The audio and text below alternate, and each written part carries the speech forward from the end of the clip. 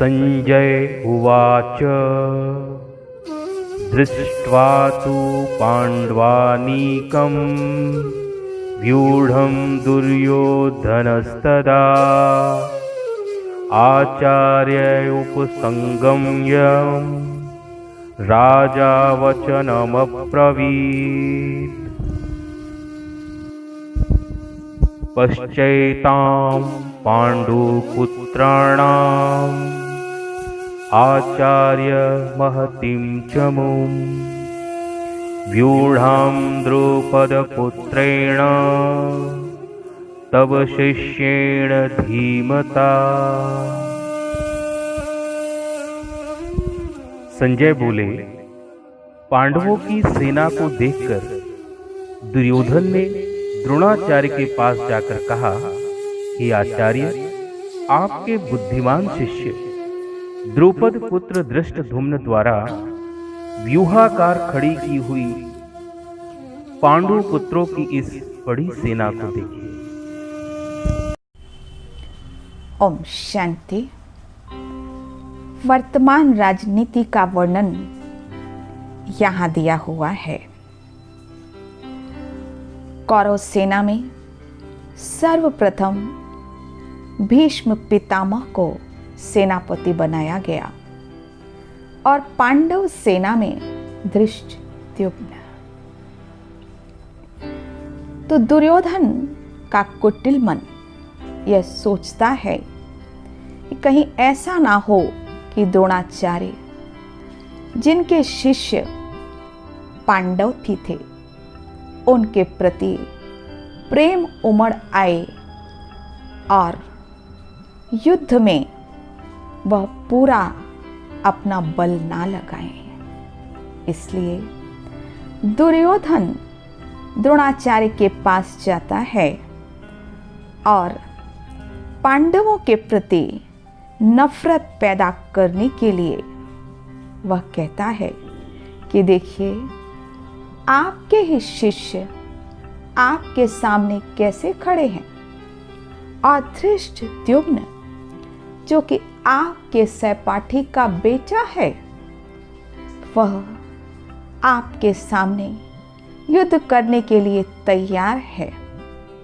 तो द्रोणाचार्य के मन में वो बचपन की स्मृतियां भी इमर्ज हो जाती हैं, जब द्रोणाचार्य अपने साथी द्रुपद के साथ पढ़ते थे और द्रुपद ने यह वायदा किया था कि जब मैं राजा बनूंगा तो आपको आधा राज्य दे दूंगा। लेकिन जब गरीबी की अवस्था में द्रोणाचार्य द्रुपद के पास गए तो राजा द्रुपद ने उनको पहचानने से भी इनकार कर दिया था और दुर्योधन इन्हीं सब बातों की स्मृति द्रोणाचार्य को दिलाकर अपने फेवर में उनको लेना चाहते थे। कभी भी निगेटिविटी सफलता नहीं लाती और आज राजनीति का यही हाल है। हर कोई दूसरे की बुराई करता है, बदले की भावना रखता है।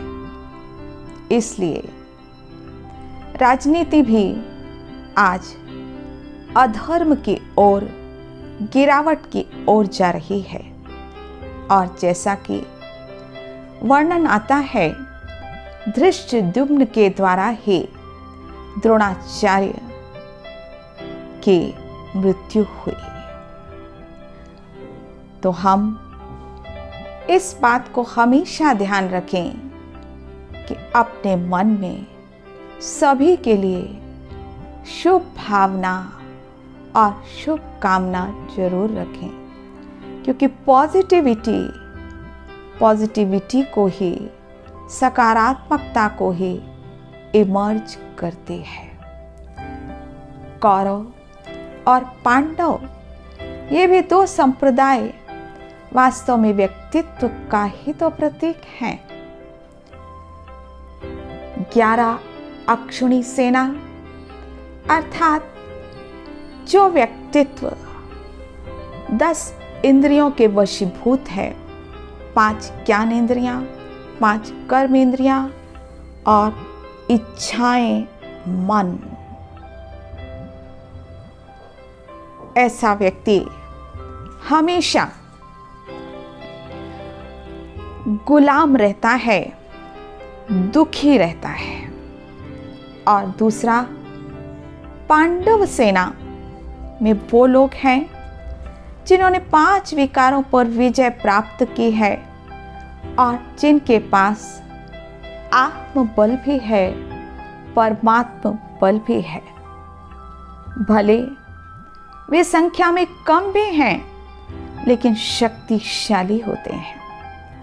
और जिनका जीवन 10 इंद्रियों में, मन, विषयों में फंसा होता है, भले वो बहुसंख्यक होते हैं, लेकिन हमेशा वो हार को प्राप्त करते हैं।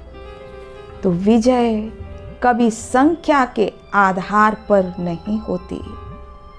इसलिए जीवन में यह सीख पक्की करनी है कि मुझे धर्म के रास्ते चलना है, पांडव बनना है, कर्म इंद्रियों के गुलाम नहीं बनना। तभी मेरे जीवन में खुशी आएगी और सफलता मिलेगी। तो 1 मिनट, अब हम अपने अंदर जाकर कर्म इंद्रियों को शीतल करेंगे और वो शांति का अनुभव करेंगे। शरीर को बिल्कुल ढीला छोड़ें।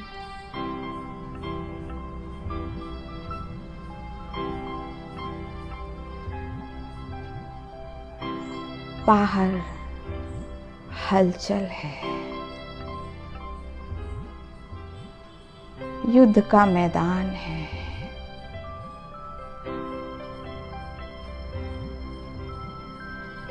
लेकिन मैं पांडव, कर्म इंद्रियों का मालिक हूं। श्वासों की ओर ध्यान दें।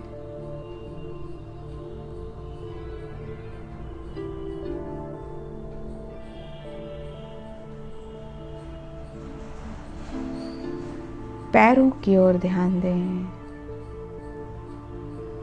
पैर शांत, शीतल और हल्के हो रहे हैं।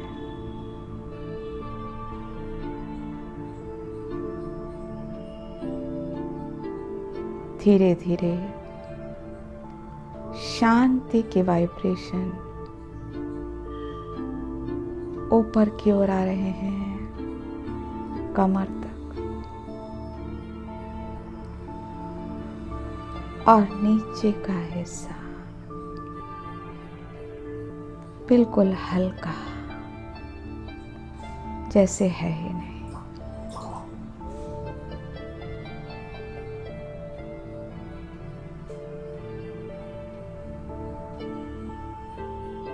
हाथों की ओर ध्यान दें। हाथ बिल्कुल लाइट,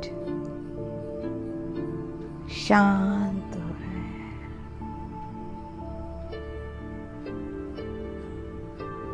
ये शांति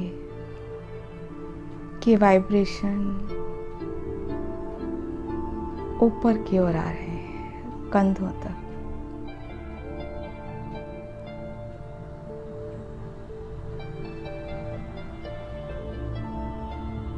पेट, कमर बिल्कुल शांत हो गए। श्वासें धीमी पड़ रही हैं।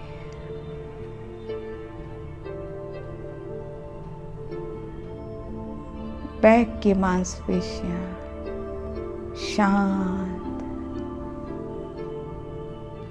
गर्दन तक सारा हिस्सा बिल्कुल शीतल है। मेरी कर्म इंद्रियां, आंखें बिल्कुल शांत हैं। मुख, कान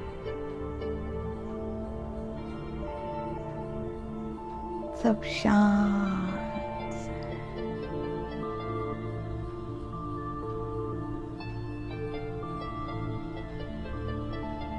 मैं शक्तिशाली पांडव हूं।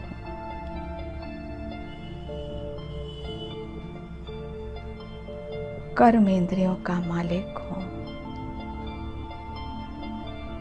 मेरे मन में सबके लिए शुभ भावना है।